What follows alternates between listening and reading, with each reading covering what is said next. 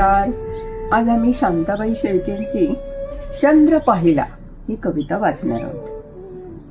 शांताबाई म्हणतात, चंद्र आपल्या जीवनाचा एक अविभाज्य भाग आहे आणि चंद्राचं पहिलं दर्शन कोणाला नकोसं होईल. अगदी प्रभू रामचंद्र पण बोलले होते. मग आपण अगदी चिरेबंदी वाड्यातून असो किंवा चंद्रमौळी घरातून असो, चंद्राच्या या पहिल्या दर्शनाला आईचा स्पर्श हमखास असतो.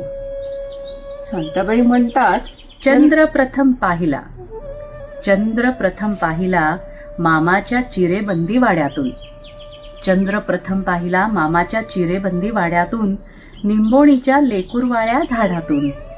तेव्हा आईने भरवलेल्या दूध भाताला होता चांदण्याचा रंग, अमृताची चव.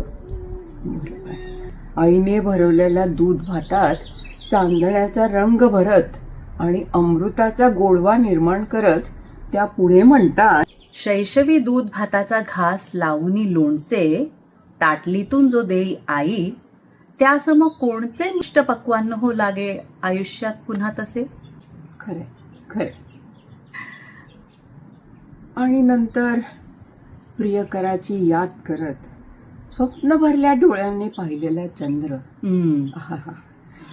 प्रियकराच्या स्मरणाने मोहरलेले चांदणे झाड म्हणजे तिचं शरीर, मिटलेल्या पापणीआड उभी राहिलेली अढळ प्रतिमा म्हणजे चंद्रच. तेव्हा तेव्हा सर्वांग झाले चांदण्याने मोहरलेले झाड.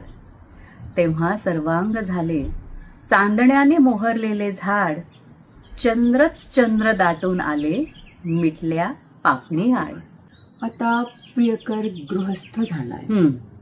सारा संसार मुलाबाळांनी बहरलाय आणि मग जीवनाच्या या टप्प्यावर संसारात उतरलेला तो चंद्र आता आकाशात एकटाच फिरतो.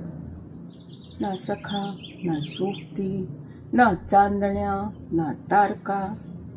कारण तो आता थकलाय, वाकलाय. त्यामुळे परवा चंद्र पाहिला, परवा चंद्र पाहिला, चंद्र पाहिला एकटाच फिरताना, जड पावलांनी आभाळ पार करताना. चंद्र थकलेला, खाली वाकलेला, वयाचे ओझे वाहून, ओळखीचे उदास हसला माझ्याकडे पाहून. किती छान किती व्यक्त सुंदर केलेलं आहे लिहिलं त्यांनी. म्हणजे अगदी बालपणीपासनं उतार वयापर्यंत प्रत्येक फेजेस मध्ये प्रत्येक चंद्र कसा स्टेजेसमध्ये वेगळा चंद्र कसा आपल्या सोबतीला असतो, असतो आणि कसा वेगळा वेगळा वेगळा त्याचा वेगळा दिसतो, अर्थ घेतो येतो. आपण त्याचा. बरोबर. छान व्यक्त सुंदर केलं कविता आहे, सुंदर कविता. धन्यवाद. धन्यवाद.